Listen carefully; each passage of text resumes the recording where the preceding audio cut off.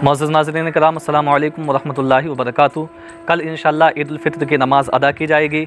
बहुत से लोग इस कन्फ्यूज़न में रहते हैं कि ईद उल फ़ित्र की जो नियत बांधी जाती है, नियत की जाती है, किस तरह से उसकी नियत की जाती है और नमाज का क्या तरीक़ा रहता है, इसके बारे में बहुत से लोगों को कन्फ्यूज़न रहता है। तो उसी को क्लियर करते हुए मैं आपको सबसे पहले नियत का तरीक़ा बताऊँ कि हमें नियत किस तरीके से बांधनी है। बड़े अच्छे अंदाज़ में आप इसको सुने और दूसरे लोगों तक भी इस वीडियो को पहुंचाएं ताकि वो भी इस वीडियो से ज़्यादा फ़ायदा हासिल कर सकें। अब आप नियत सुने। नियत हमें इस तरीके से बांधनी है। नियत की मैंने 2 रकअत नमाज वाजिब ईद उल फ़ित्र की 6 तकबीरों के साथ वास्ते अल्लाह ताला के पीछे इस इमाम के मुँह में काबे शरीफ की तरफ अल्लाहु अकबर। ये तो हो गई नियत। अब उसके बाद में जैसे ही हमने नियत बांधी, इमाम साहब कहेंगे अल्लाहु अकबर, तो हमें अल्लाहु अकबर कहना है। जब हमने अल्लाहु अकबर कह दिया है, फिर उसके बाद में 3 तकबीरें होंगी। यानी हमने अल्लाहु अकबर जैसे ही कहा, उसके बाद में हमने हाथ बांधा तो हमें पढ़ना है सना, यानी सुब्हानक अल्लाहुम्मा व बिहम्दिका व तबारक अस्मुका व तआला जद्दुका व ला इलाहा गैरुक। उसके बाद में 3 तकबीरें होंगी। पहली, हमें हाथ नहीं उठाने हैं, ना हाथ हमें छोड़ने हैं, बल्कि हाथ अपने बांधे हुए रहने हैं।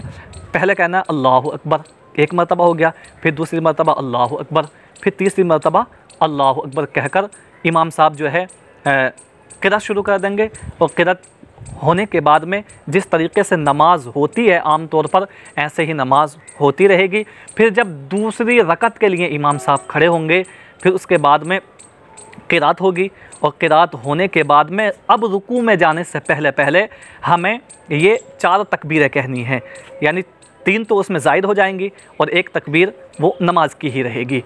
पहले जब हम क़िरात मुकम्मल इमाम साहब कर लेंगे, क़िरात मुकम्मल होने के बाद और रुकू में जाने से पहले हमें अपने हाथों को छोड़ना है। अल्लाहु अकबर कह करके इस तरीके से हाथों को छोड़ देना है। 1 मरतबा हो गया, फिर दूसरी मरतबा अल्लाहु अकबर कहना है, फिर छोड़ देना है, फिर तीसरी मरतबा अल्लाहु अकबर कहना है, फिर छोड़ देना है। अब चौथी मरतबा हमें हाथ नहीं उठाने, बल्कि अल्लाहु अकबर कहते हुए रुकू में चले जाना है। जब हम रुकू में चले जाएंगे, फिर उसके बाद में जिस तरीके से नमाज होती है, यानी सजदा वगैरह, रुकू वगैरह होगा और तशहुद वगैरह पढ़ा जाएगा, तहय्युद वगैरह, ये तमाम ज़िक्र अज़कार पढ़े जाएंगे। फिर उसके बाद में सलाम फेर दिया जाएगा।